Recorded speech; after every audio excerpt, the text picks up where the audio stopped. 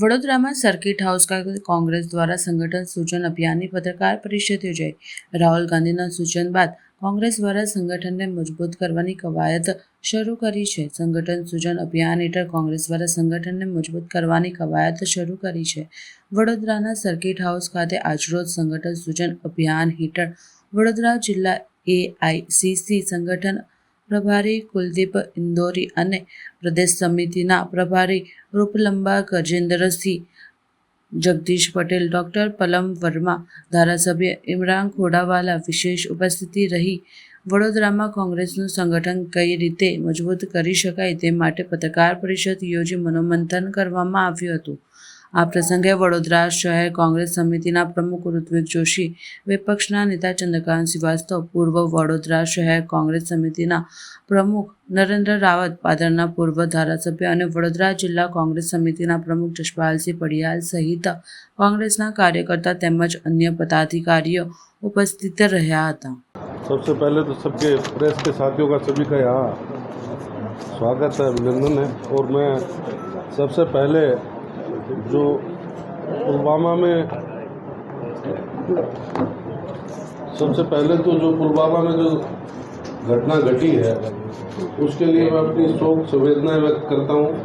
और उसके लिए सबसे पहले मैं चाहूँगा कि 2 मिनट का मौन रख के उन जो मारे गए लोगों के लिए श्रद्धांजलि अर्पित करें। देखिए, इन हालातों में कांग्रेस और पूरा देश साथ खड़ा है और कभी हम पीछे नहीं रहे। मुझे आज भी ध्यान है जब अटल बिहारी वाजपेयी जी की सरकार थी, उन्होंने आर पार की लड़ाई की बात की थी और मैंने खुद उस समय देखा था कि उस समय सीमाओं पर, क्योंकि मेरा खुद का लोकसभा क्षेत्र पाकिस्तान के बॉर्डर के ऊपर आता है, वहाँ तारबंदी के साथ मायने बिछा दी गई थी और वो एक लंबे समय वहाँ तनाव भी रहा। उस समय भी हम लोग साथ थे और आज भी हम साथ हैं। अगर केंद्र सरकार कुछ कर सकती है तो उन्हें करना चाहिए, अपनी ताकत दिखानी चाहिए, जो भी अच्छा निर्णय हो। देखो, इस तरह की जो गतिविधियां हो रही है, आतंकवादी या साथ लगता हुआ देश इस तरह की गतिविधियों में लिप्त है, तो मुझे नहीं लगता कि हमें उनको बख्शना चाहिए। इसमें किसी प्रकार की कोताही रखनी चाहिए, क्योंकि इसके लिए पूरा देश तैयार है, पूरा देश के नौजवान तैयार हैं, हम लोग तैयार हैं। नहीं, जल्दबाजी, मेरा कहने का मतलब इसका प्लान करके सरकार को करना चाहिए, ये एक दिखावा नहीं हो। क्योंकि मैं जो बता रहा हूँ, 2016 में प्रधानमंत्री जी नरेंद्र मोदी चुनावी सभा में कहते हैं, और इसका आज भी आप जानकारी ले लीजिए, सतलुज और व्यास नदी का पानी पाकिस्तान जा रहा है कि नहीं, जबकि वो उस पानी पे अधिकार हमारा खुद का है, हमारे भारत देश का है, हमारे किसानों का है। जबकि सिंधु नदी का समझौता जो 1960 में हुआ था, उसमें निश्चित तौर पे वो पाकिस्तान को पानी देने की बात थी, लेकिन यहाँ इसमें वो समझौता नहीं आड़े आता, लेकिन फिर भी पाकिस्तान पानी जा रहा है। इससे बड़ी तकलीफ इस बात की है, वो पानी भी जाता है और उसके ये हर लेवल पे मामला है, जहाँ हमारे सभी दल के लोग बैठकर चर्चा करेंगे क्या करना चाहिए, लेकिन इस पर सख्त निर्णय निश्चित तौर पे करना चाहिए ताकि इस तरह की घटनाएं नहीं घटे। आप मानते हो पुनरावृत्ति नहीं, आप मानते हो युद्ध होना चाहिए? देखिए, युद्ध करना, ये केंद्र सरकार में जो हमारे पक्ष विपक्ष सभी नेता हैं, सबको बैठ के इस पर राय करनी चाहिए, चर्चा करनी चाहिए, लेकिन कोई न कोई निर्णय जरूर होना चाहिए ताकि इस तरह की घटनाएं, क्योंकि आज ये पहली बार नहीं, और लगातार इस तरह की घटनाएं पाकिस्तान करता रहा है। निश्चित तौर पर सबक सिखाना चाहिए पाकिस्तान को। उसमें कोई हमारी कोई उनसे कोई सहानुभूति नहीं है पाकिस्तान से। और देश का हर वर्ग, चाहे वो किसी वर्ग का है, वो सब हिंदुस्तान के लोग साथ हैं और इसमें आगे आने के लिए तैयार है, चाहे वो किसी वर्ग का है, हिंदू, मुस्लिम, सिख, ईसाई, कोई भी है। क्योंकि हमने देखा कश्मीर में आज भी वहाँ के लोग हैं, वो इस बात को कह रहे हैं कि टेररिज्म नहीं होना चाहिए, उसके विरुद्ध में है।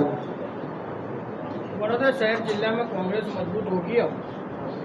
ग्रामीण में मजबूत होगी? तो पहले मजबूत नहीं है क्या? पहले मजबूत नहीं है, नहीं होगी, इसके लिए तो पूछा नहीं। देखो, मैं फर्स्ट टाइम आया हूँ वडोदरा, सुनो, वडोदरा ग्रामीण में फर्स्ट टाइम आया हूँ। मुझे पता नहीं, अभी इन सब से बातचीत करके आगे स्थिति का आकलन करूँगा। मुझे पता नहीं कि यहाँ अच्छी है बुरी है। अध्यक्ष जी बैठे हैं, सभी यहाँ पदाधिकारी बैठे हैं, हमारे कांग्रेस के लोग बैठे हैं, सबसे चर्चा करके बात करके निर्णय करेंगे।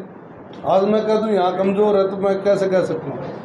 अध्यक्ष जी बैठे, इन्होंने अच्छा काम किया होगा तो लोग तारीफ करेंगे, अगर नहीं किया तो बता देंगे भी अच्छा काम नहीं हुआ। और ये तय है कि इसमें हम कोई तरह की कोताही नहीं बरतेंगे, इसमें कोई तरह की लिहाज नहीं होगी कि भी कोई पावरफुल व्यक्ति या कोई व्यक्ति ये चाहे कि उसके हिसाब का कोई व्यक्ति जिला अध्यक्ष बने। हम ये चाहेंगे जिला अध्यक्ष हमारा मजबूत बने, क्योंकि जिला अध्यक्ष आने वाले समय में ताकतवर होगा। उसके पास ये ताकत होगी कि जो 5 विधानसभा ग्रामीण की पूरे प्रदेश की भी वही रहेगा। जो विधानसभा में हमारा ग्रामीण का जो अध्यक्ष होगा वो टिकटों का फैसला करेगा, उसकी राय महत्वपूर्ण होगी, तो उससे भी उस जिला अध्यक्ष की ताकत बनेगी, मेरा ये मानना है। क्योंकि जब चुनाव समिति की बैठक होगी उसमें उसको स्पेशली बुलाकर उस जिले के संबंध में चर्चा होगी। देखिए ये तो आप खुद भी सुनते हैं मोदी जी का, देश सुरक्षित हाथों में मोदी जी है तो सुरक्षित है। तो अब ये कोई पूछने वाली बात ही नहीं है, आप सबके सामने क्या हालात है।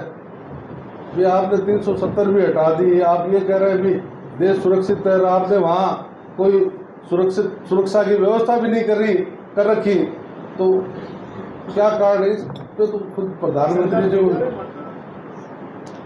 सरकार निश्चित तौर पे फेलियर है, क्योंकि देश में जो वर्तमान हालात हैं लोग चुप है, पता नहीं क्यों चुप है। बहन आप देखिए किसान आज भी आंदोलित है, डल्लेवाला जी को बुलाकर वार्ता के लिए आप बात करते हैं और पीछे से किसानों को उठाकर जेल में कर देते हैं। क्यों भाई? किसान अपनी आवाज, आप एक बार स्वतंत्र छोड़कर देखिए कि किसानों को छूट है दिल्ली में आने की, तो सैकड़ों किसान वहां पहुंच जाए। वहां क्या जरूरत है कि आप आंसू गैस के गोले लेकर बैठे, आप बड़े बड़े बैरिकेड बनाए, बड़े बड़े किले रोपे, बड़ी बड़ी दीवारें खड़ी करें कि किसान वहां जा नहीं सके। किसान वहां से निकलता है, मेरे खुद के बॉर्डर पे हमारे किसान बैठे। ये हालात है क्योंकि पाकिस्तान इस बात को कहता है कि इस पानी से हमें नुकसान हो रहा है, जबकि हमें पानी की कमी से नुकसान हो रहा है। तो उस पर सरकार को प्लान करना चाहिए। जब इतनी बड़ी गंभीर समस्या किसानों के सामने है, और आज आप खुद भी प्रैक्टिकल देख लीजिए, आप पानी रोके लेकिन उसका प्लान आप कब तक कर देंगे? ये पानी ये तो है नहीं भी डाइवर्ट कहीं भी कर दो। पानी को रोकने के लिए डैम बनाने की व्यवस्था करनी पड़ती है, उसके लिए हजारों करोड़ रुपए का बजट बनता है, उसमें भी पूरा देश अपना मदद करने के लिए तैयार हो सकता है। अगर इनके पास आर्थिक स्थिति की कमी हो, हम इस बात के लिए तैयार हैं। हमारे जो सांसद कोटे का वेतन है हम देने के लिए तैयार हैं, जब तक डैम तैयार नहीं हो। तो मोदी सरकार ने 11 साल में 30 टेररिस्ट सजग हुए, जो कार्यकर्ता भाजपा के साथ जुड़े हुए हैं उनको अलग करना चाहिए। किस तरह से बड़ोदरा में कामगिरी करेंगे आप? देखो, जो भाजपा से जुड़े हैं उनकी अगर कोई सूची हमें मिलेगी तो निश्चित तौर पर उस पर तरफ से कोई तपास की जाएगी कार्यकर्ताओं को लेकर? तपास इंक्वायरी हाँ बिल्कुल की जाएगी। अगर कोई इस तरह की सूचना हमें मिलेगी तो बिल्कुल उसका लेंगे, क्योंकि हमारे जो पीसीसी से ऑब्जर्वर लगे ये भी अपने हिसाब से फील्ड से रिपोर्ट लेंगे और इस तरह की जानकारी मिलेगी तो कोई लिहाज नहीं है हमें, क्योंकि राहुल जी ने पूरी पावर्स हमारी टीम को देकर भेजा है कि इसमें कोई किसी तरह की कोई कोताही नहीं बरतनी, हमें निर्णय करने हैं। अगर कोई 2 जगह मिला हुआ है, बीजेपी में भी काम कर रहा है, इधर भी काम कर रहा है, तो ऐसे व्यक्तियों की हमें जरूरत नहीं है, हमें भीड़ की जरूरत नहीं है। हमें जो मजबूती से संगठन में काम करे, पार्टी के लिए काम करे, उन लोगों को हम साथ लेकर हम चलने का काम करेंगे, मेरा ये मानना है। अभी तक ऐसे लोग नहीं थे, इसीलिए कांग्रेस आने से देखिए इस तरह की परिस्थिति है या नहीं मुझे नहीं पता, लेकिन इस तरह की चर्चाएं हर एक जगह होती है, तो ये कोई बड़ी बात नहीं कि कुछ लोग अपने सत्ता के लोभ में अपना फायदा लेने के चक्कर में भी जा सकते हैं, तो ऐसे लोगों पे निर्णय करना हम लोगों ने। ड्रॉबैक क्या है, क्यों नहीं आता है कांग्रेस को सस्टेन क्यों नहीं करता? अब यहाँ का पीसीसी जिला अध्यक्षों ने अपने तरफ से क्या रिपोर्ट दी क्या नहीं मुझे जानकारी नहीं है, जानकारी ले लेंगे, 4 दिन बाद बताएंगे। करने के लिए क्या क्या हिदायतें दी गई है, कुछ कहना पड़ा है या फिर सब ठीक ही है? नहीं कार्यकर्ताओं को, नेताओं को, कार्यकर्ताओं से सब लोगों से हम चर्चा करेंगे, बातचीत करेंगे लगातार। हम 4 दिन यही हैं और इसके बाद भी हमारे जो पीसीसी से पर्यवेक्षक लगाए गए वो व्यक्तिगत रूप से जाकर अलग से, हालांकि हमारा भी जितना समय चाहेंगे हम कार्यकर्ताओं को देंगे ताकि परिस्थिति और हालात को हम बारीकी से समझ सके और राहुल जी को सही तथ्य और सही आंकड़ों से अवगत करा सके कि यहाँ की ये परिस्थिति, यहाँ के इस तरह के हालात। तो ये भी अवगत कराना कि वडोदरा में 3 जगह से कांग्रेस चलती है। एक जगह से कॉर्पोरेशन से चुने हुए जो कॉर्पोरेटर है डिस्ट्रिक्ट का है, ये ग्रामीण भले है वो, लेकिन डिस्ट्रिक्ट में भी ऐसा ही है। मनमुटाव बहुत सारे नेताओं के बीच में, इसी वजह से इसीलिए हम लोगों को बाहर से बुलाकर ये जिम्मेवारी दी है। आपने देखा भी होगा हमारे इस पूरे प्रदेश में जो गुजरात में जो लगाए गए हैं, आप AICC इंचार्ज दूसरे स्टेटों में होते हुए भी इनको एक जिले में भेजा है। तो ये इसी प्रकार से बहुत से हमारे सीनियर भी के हरिप्रसाद जी हैं, हमारे हरीश चौधरी जी हैं जो शहर वडोदरा में लगे हैं, बहुत प्रदेशों के अध्यक्ष इंचार्ज स्टेटों के, उन लोगों को जिम्मेवारी दी गई है ताकि सही निर्णय हो सके और बेझिझक कार्यकर्ता अपनी बात कह सके, किसी के दबाव में नहीं है। इसीलिए हम लोगों को भेजा।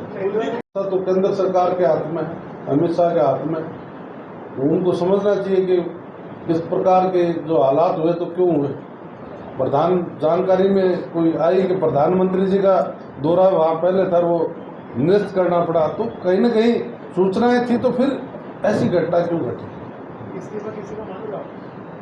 प्रधानमंत्री को देना चाहिए, अगर कुछ इसमें अगर कोई तुरंत नहीं करते हैं तो त्याग पत्र देना चाहिए अमित शाह को, प्रधानमंत्री को।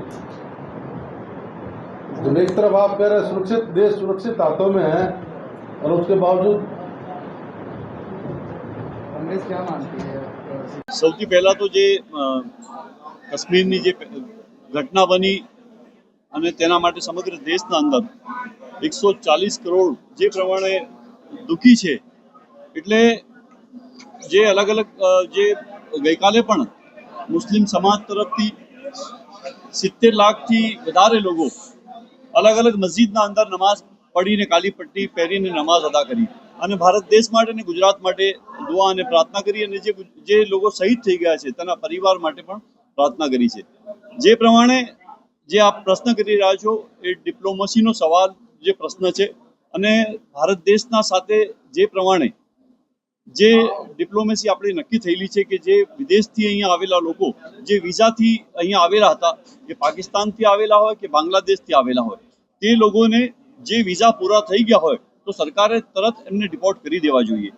જે પ્રમાણે અમદાવાદ શહેરના અંદર આપ પહોંચો તે પ્રમાણે કે 400થી વધારે બાંગ્લાદેશીઓને સરકાર અને ગૃહ વિભાગ દ્વારા એમને પકડવામાં આવ્યા છે। સુરતના અંદર પણ આ પ્રમાણેનું જે એક્શન કરવામાં આવી છે, તો સરકારે ચોક્કસ આ પહેલા કરવાની જરૂર હતી। જ્યારે આવી ઘટનાઓ બનતી હોય છે ત્યારે સરકાર હું સમજુ છું કે જે પ્રમાણે એક્શન લેવા જોઈએ એ ટાઈમમાં જ લેવા જોઈએ।